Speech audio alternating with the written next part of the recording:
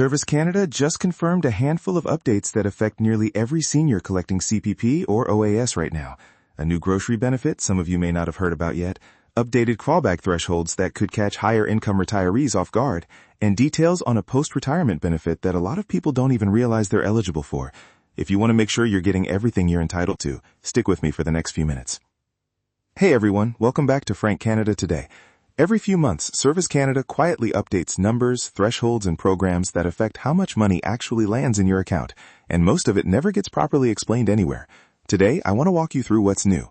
A benefit designed to help with rising grocery costs, the updated OES clawback numbers for this year, the allowance programs that a lot of eligible Canadians never end up applying for, and a few CPP details around contributions and deferral that could genuinely change your retirement math. Let's get into it. Let's start with something a lot of seniors haven't heard much about yet, the Canada Groceries and Essentials Benefit. This is a newer support program aimed specifically at helping cover the rising cost of groceries and everyday essentials, and it's separate from your regular CPP or OAS deposit. If you're already receiving OAS or GIS, it's worth checking directly with Service Canada or through your My Service Canada account to see whether you qualify and what the payment amounts look like for your specific household situation, because eligibility and amounts depend on income and family circumstances, and this isn't automatically bundled into your existing pension deposit. Now let's talk about something that affects higher income retirees, the OAS recovery tax, more commonly known as the clawback. For 2026 income, the published repayment range runs from about $95,323 up to roughly $154,753 for seniors aged 65 to 74.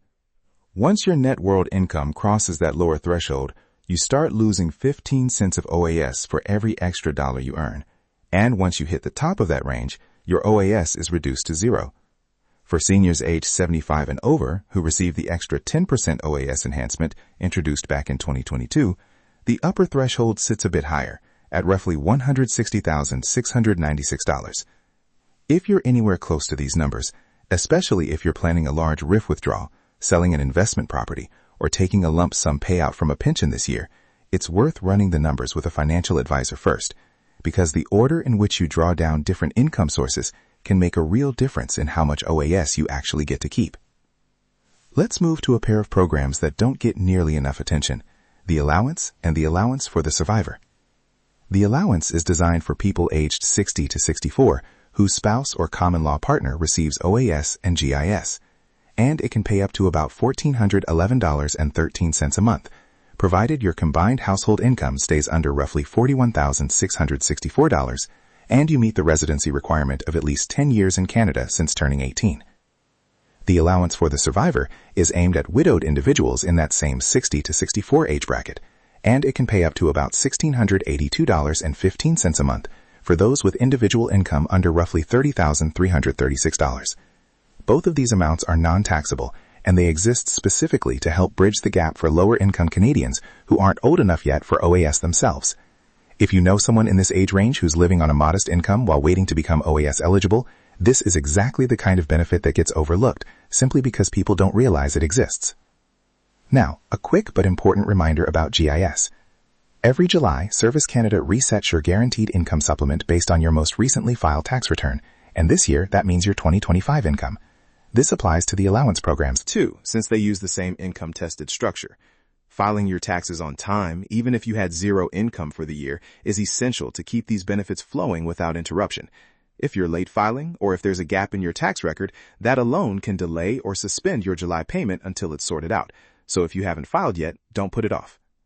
Let's shift to CPP now, because there are some updates on the contribution side worth knowing, especially if you're still working. The year's maximum pensionable earnings, or YMPE, sits at $74,600 this year, with a second, higher ceiling called the year's additional maximum pensionable earnings at $85,000. Workers and employers each contribute 5.95% up to that base YMPE level, which works out to a maximum contribution of around $4,230.45 each.